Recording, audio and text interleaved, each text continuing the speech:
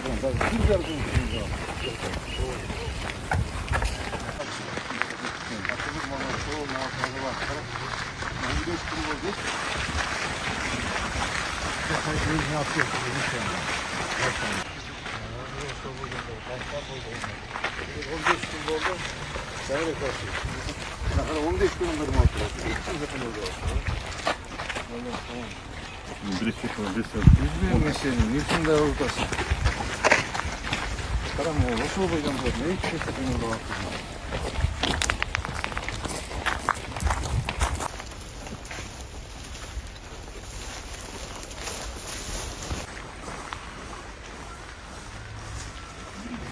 istiyorsun bu sorun? 15 gün oldu. Uçağa paket oframdan buzup koydum oldu. Bana elleşiyor. Sen kaç kelbe koydun hastane? Bunu ispataya gitti. Özün kurulu burasını düşünün mü? Biz bugün buzdurup polunu zaburan dakansa buzdu, vadakanını ona takılarsın. Niye? Böyle nasıl? Evet.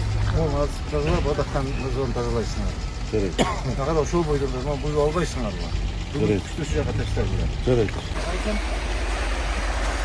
Bunun içinde durar, cuma edin.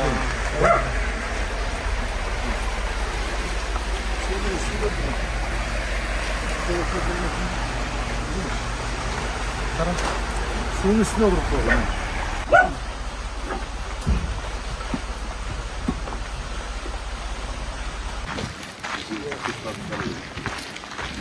Tamam, şu boyunda da bir için oldu. Tamam bu boyunda da badaklarla zorlasın. Bir saniye verdim.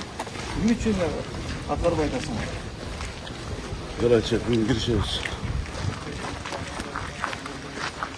Tamam, o bugün koyduğuna değiştirmek yok. Gel, hazırlan baydasın.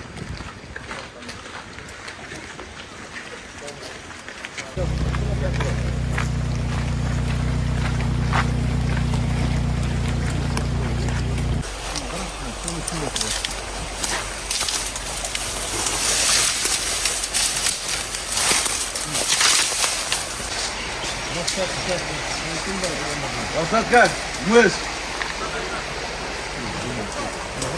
Koyacağım, suyun üstünde geçecek, tamam mı? Evet, yaktan başta koyma. Badaklarla koyma, şu da koyacak. Yetenek.